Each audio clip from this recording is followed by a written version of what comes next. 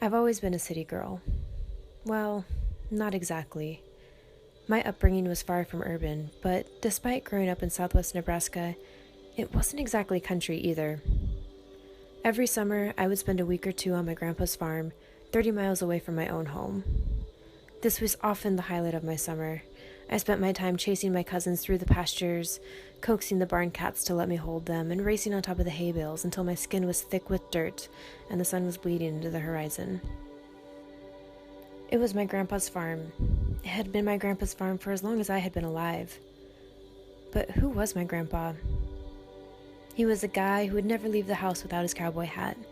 The guy who fueled up on Mountain Dew and welcomed us into his home with a handful of M&Ms and a jar of marbles. He was a soft-spoken man who would ask me about school and sports, but who too often was drowned out by a group of 20 relatives. I knew he was fiercely patriotic, maybe a little bit stubborn. I knew he'd bring us donuts whenever he visited, and we could expect a call from him every Sunday morning at 8 a.m. sharp. But who was he really, beyond my childhood memories? I wanted to understand him better. I wanted to understand what it meant to dedicate your life to the land, to be someone who had both succeeded and suffered in a profession of hope, a profession that can provide total control and yet simultaneously leave you feeling powerless. Last summer, after leaving my life in Chicago, I set out to visit the man who had been such a quiet constant in my life. Where did he come from? What makes him tick? What do I have to learn from his 86 years of living?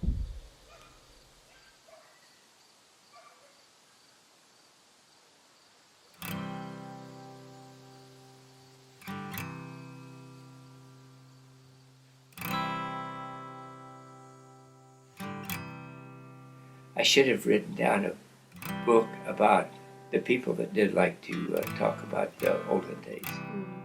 I thought I would remember it all, but I don't.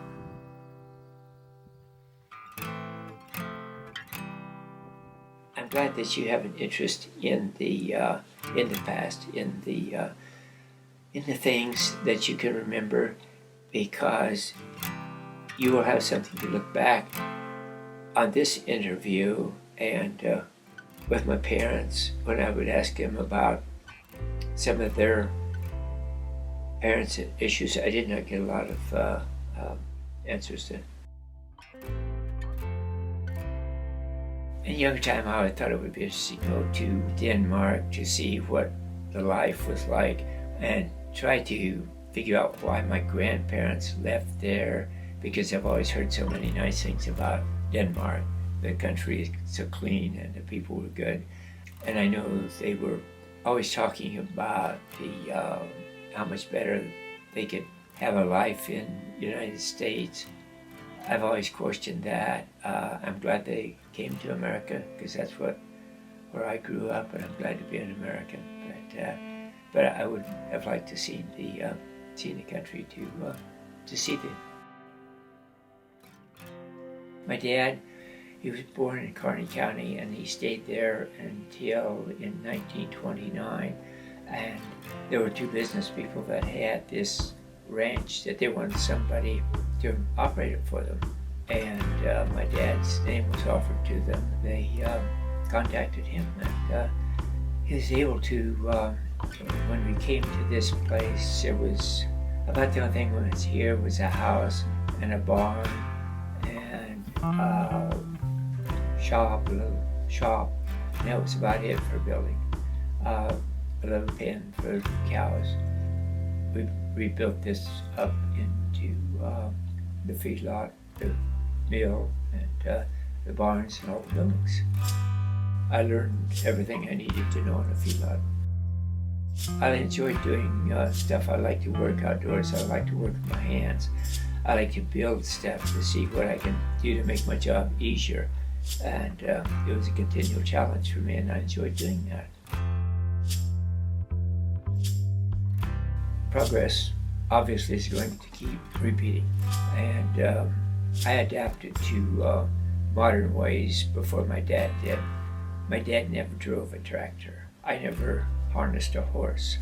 So when it came my time to do the feeding of the cattle, I cut the tongue out of the feed wagon, hooked the tractor on. He didn't agree with all of my advancements in technology simply because he didn't understand what we had to have. He was very good about keeping up with a lot of things. He was not a farmer, neither was I, and so the farming aspect was not near as important to him as the cattle.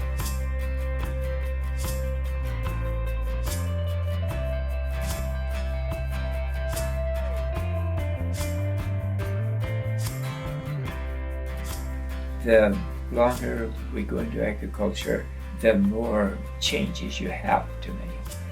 For the people that are getting into it, they have to adapt. They have to accept this modern technology and to keep up with it, because we've always had to keep up with change, but it's more important now.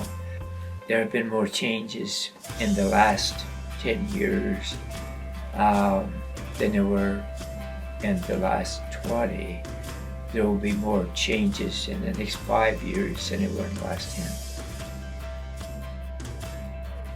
We had good years in the 60s and 70s. We had more rain, better crops, and the conditions then were much more favorable to make a good living. You have to overlook the things that are not in your control. Mother Nature is not always in our favor, and you have to accept that. The things that you can do and make a difference with, that's up to your individual to go ahead and do that. I have always had the theory when the good Lord opens the book in the morning and my name is on the page, that's there it goes. So we all know and realize it. I'm just thankful for being here for 86 years. It's difficult at my age, but I want to keep trying, keep learning. You set your goals, you go ahead and do them, and you try to treat other people like they would have, like you'd want them to treat you. And, look at the positive side on life. It makes a difference in your longevity. There are people that are always on the negative side, and quite frankly, I feel sorry for them.